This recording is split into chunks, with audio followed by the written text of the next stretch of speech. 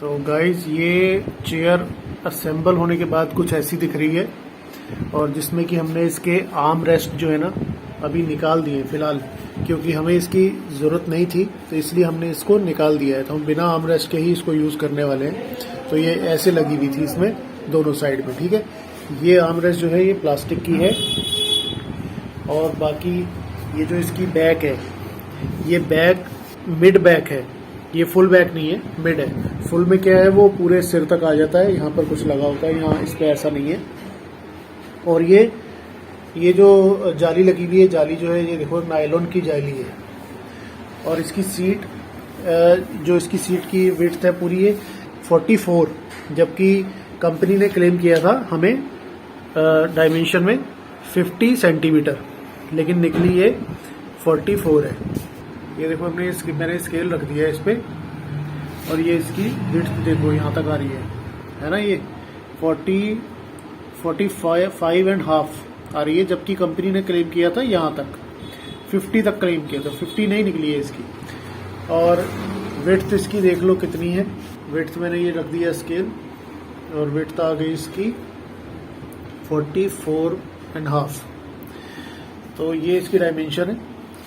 और ये जो इसकी गद्दी है ये 2 इंच लगभग मोटी है और मीडियम सॉफ्ट है, ना हार्ड है ना ज़्यादा सॉफ्ट है। और लेकिन बैठने में ना ये कंफर्टेबल है।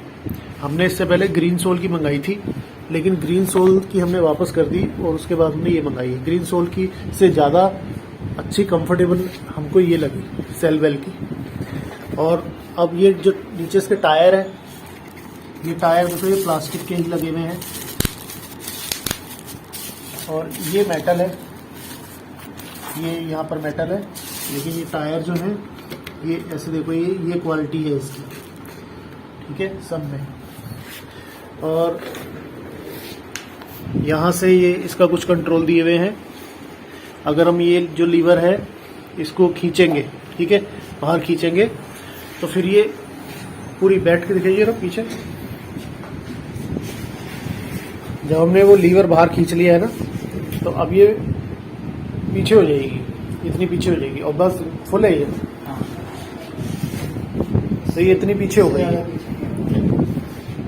इतनी पीछे हो जाती है। और फिर जब वापस इसको अंदर कर लोगे, जब इसको अंदर कर लोगे तो फिर ये यहीं पर ही लॉक हो जाएगी।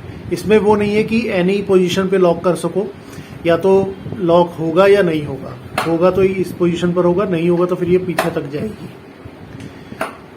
और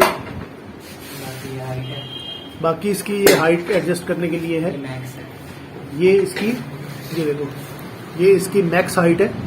और इसको जब हम इसको वापस नीचे कर देंगे तो ये इसकी मैक्स डाउन हो गई, ये हो गया इसका, ठीक है। बाकी इसके जो टायर की अभी तक तो ये बड़ी स्मूथ ऐसे मूव होती है, स्मूथ मूव हो रही है बिल्कुल, कोई भी इसमें अभी प्रॉब्लम अभी तो खैर नहीं है, तो कुछ ऐसी प्रॉब्लम है नहीं इसमें। बाकी इस प्राइस रेंज में जो मार्केट में हमने पता की थी वो भी इसी प्राइस रेंज में ही मिल पा रही थी, ऑनलाइन परचेज कर लिया। ये है इसका रिव्यू, चलो बाय।